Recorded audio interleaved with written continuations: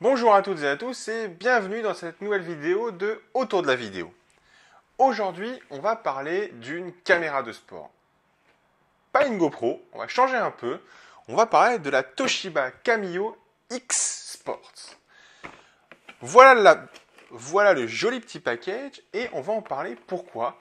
Et bien parce qu'aujourd'hui, GoPro, ils ont des concurrents sérieux et je trouve que la Toshiba, apporte certaines choses. En termes d'accessoires, elle est plutôt pas mal garnie pour une caméra livrée sous cette forme-là. Alors on va la déballer ensemble, on va regarder un peu ce qu'il y a à l'intérieur. Donc, la caméra Toshiba en elle-même.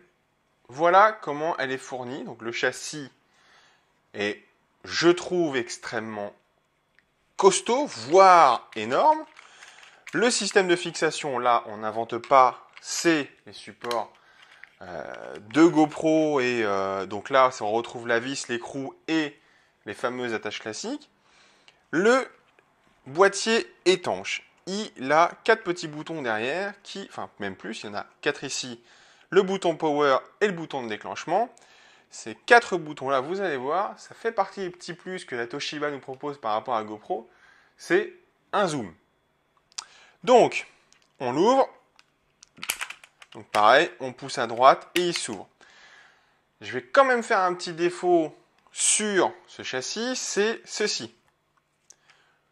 On peut facilement, ça m'est arrivé quand je faisais les essais, se retrouver à ne plus avoir les joints correctement mis.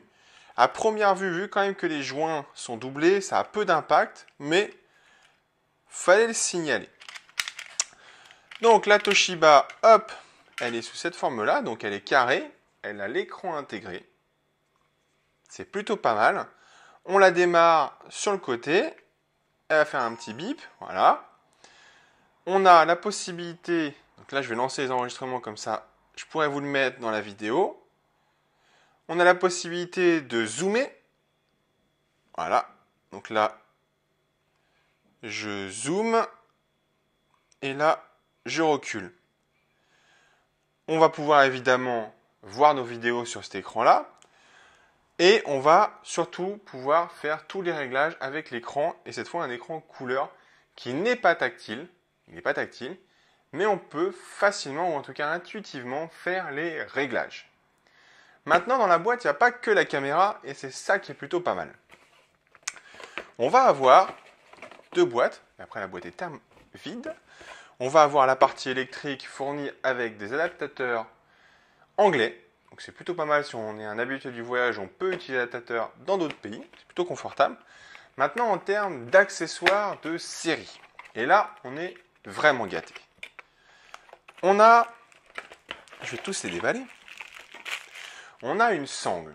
Alors, la sangle, en fait, sert pour la télécommande qui, elle aussi, est fournie. Deux boutons, marche, enregistre. Pas plus simple.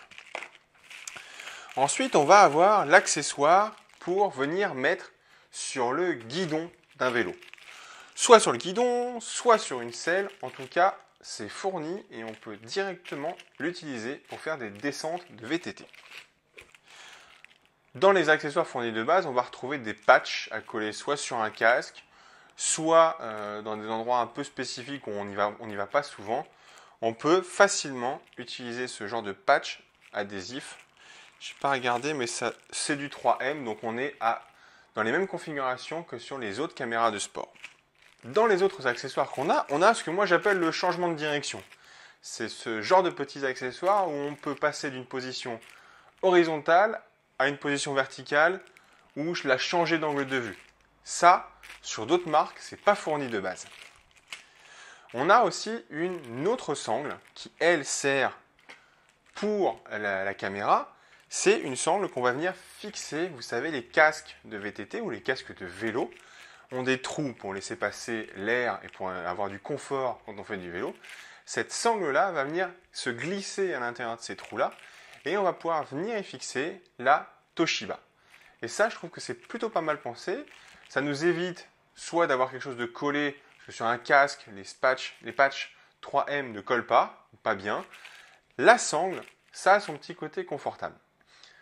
Autre accessoire, c'est la télécommande. La télécommande va nous permettre de déclencher notre caméra à distance. Elle est elle aussi étanche et se charge sur le port USB, mini USB, et on a une autonomie suffisante pour réaliser une plongée en tout confort. Autre chose sur la caméra qui m'a beaucoup plu sur la Toshiba, et c'est très bête, c'est ceci. Alors, les possesseurs de caméras sportives de marque GoPro ont, et moi le premier, un problème certain, c'est de perdre ce fameux petit cache qui vient cacher le port HDMI, le port USB et la batterie pour la Toshiba.